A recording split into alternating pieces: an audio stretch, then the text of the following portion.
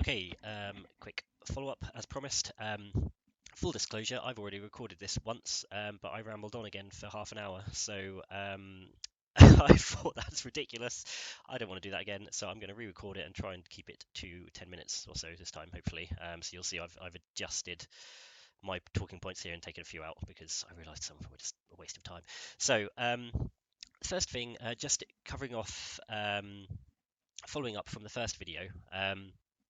So if you remember, I ended up showing an example here where um, the Vikings were strong relative to our garrison, and that resulted in the cavalry doing a lot more damage than the infantry did, as you can see here. Now, it is important to remember that it's all about relative strength, so relative strength of the Vikings compared to the garrison who you're reinforcing. So for in wave 19 of the Vikings, this might be the result, or something similar to this might be the result for someone like me, like a relatively free-to-play player with quite a weak garrison. So for me in wave 19, it's better to use more cavalry than infantry because the cavalry are going to be doing more damage. However, if we in the same wave 19, um, so the Vikings are going to say the exact same strength. I'm not going to change anything in terms of the Vikings. But if we instead increase our damage, so let's say if we say, as I say, this is my damage for my own personal garrison. Let's say Floor does I don't know, 4 times as much damage as me on average, roughly, something like that is probably about right. So if we now change the damage per troop to Floor's equivalent figures, so 1 times 4 is 4, 3 times 4 is 12, 4 times 14 is 16. Then we copy paste that down into all 3 rounds, and we remove the manual entries here. So you'll now see that Floor's infantry now have a total max damage of 2 million, and her cavalry have a total max damage of 6 million.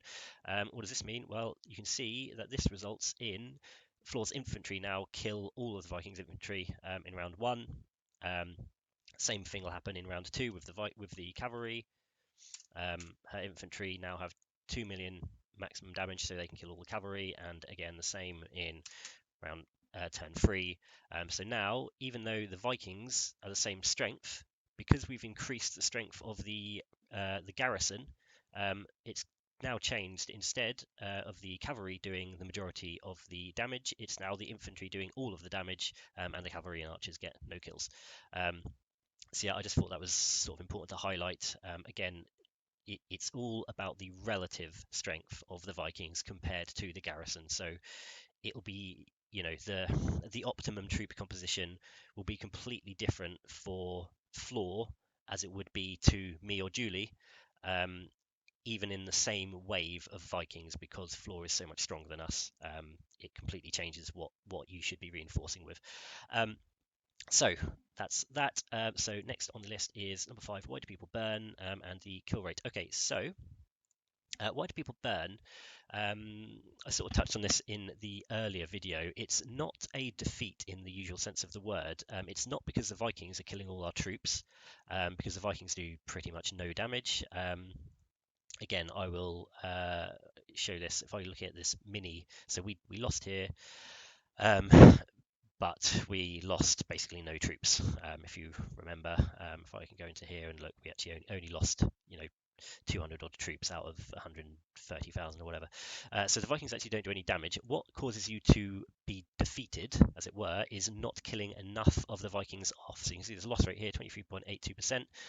What does that mean? That means that we only killed 23.82% of the Vikings. So you can see here the Vikings' total troops, 9.6 million. Go into battle details. We scroll all the way down to the Viking battle report. They only lost 1.6 million plus 700k, so what's that, roughly 2.3 million troops. 2.3 million out of roughly 10 million equals a 23% loss rate. How do you avoid defeat? You have to kill more than 50% of the Vikings. So if we'd have killed 5 million, that loss rate would have been 51% or whatever, and we would have got a victory. So yeah, so the kill rate. And you can see, so if you were sort of followed how battles work from the first video, you'll hopefully understand that basically the stronger the Vikings are relative to the garrison means that cavalry and archers get stronger and stronger effectively, or do more. They don't get stronger, but they get more kills. Um, so you can see that quite clearly here. If I go to the battle report for this one, if I go into Chris Lee, you'll see here he had roughly the same amount of each troop type, but for him the infantry only got 50k kills, the cavalry got probably 150k kills, and the archers got 175k kills.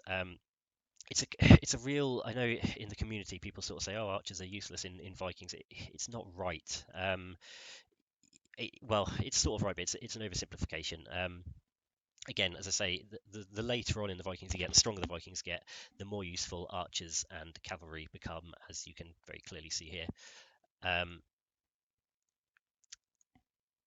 Oh, and again, I've just put a note here that flaws. So yeah, so this is wave 19 battle report for Mini, who's a fairly weak player. If you looked at the battle report for Floor for wave 19, it would be completely different because Floor is so much stronger. I don't know because I haven't seen Floor's battle report, but I would assume her wave 19 report would be either infantry getting 100% of the kills or mostly infantry with a little bit of cavalry. So yeah, again, that just sort of highlights it's all about relative strength. What does this mean? To be honest, not a huge amount. The only thing that you can do to potentially boost our scores is in the later waves, switch your garrisons around. It's a little bit difficult because obviously the waves come thick and fast. You don't really get much chance to move your forces around.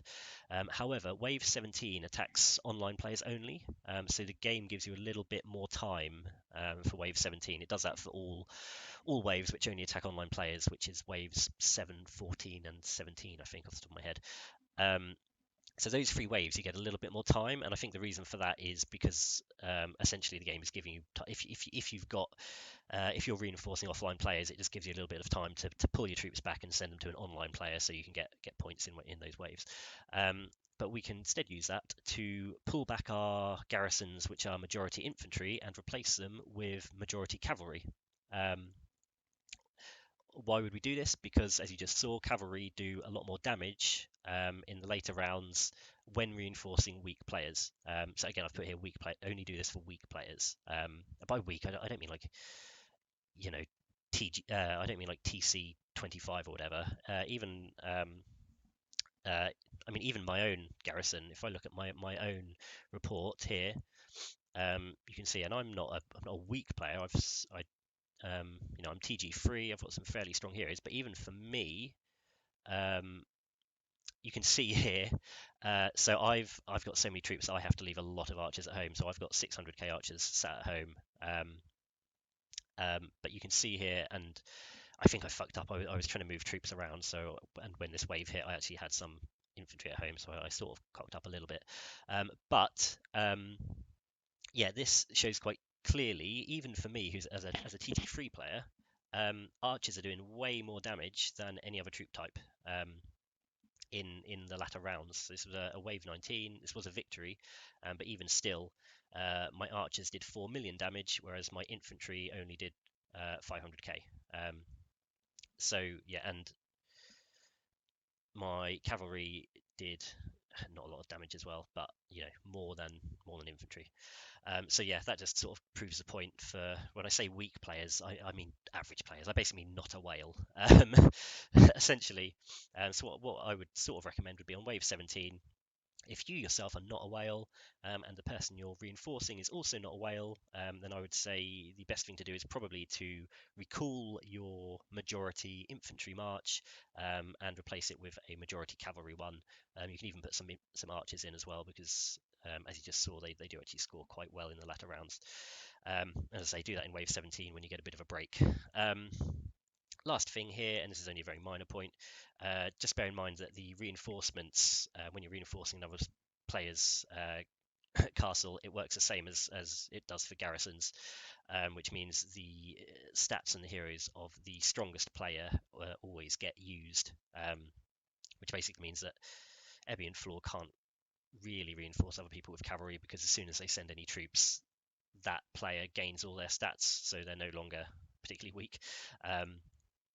So yeah, that's just something to bear in mind. It also means for the likes of Ebby and Floor, where you're so strong that you're going to win all rounds in your own base, regardless of what you do, effectively. Um, you might want to consider sending out stronger heroes to other people, like to weaker players, to get them buffed up, and leaving sort of slightly weaker heroes at home, just because you don't really need them because your stats are so strong, even without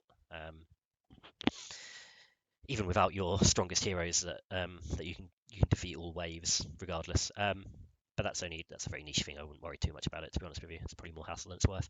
But yeah, that's everything. Hopefully, I've 11 minutes. Damn it, I went over the 10, but I did it a bit quicker, so I'm happy with myself. Yeah, I will shut up now and let you get on with your lives. Bye.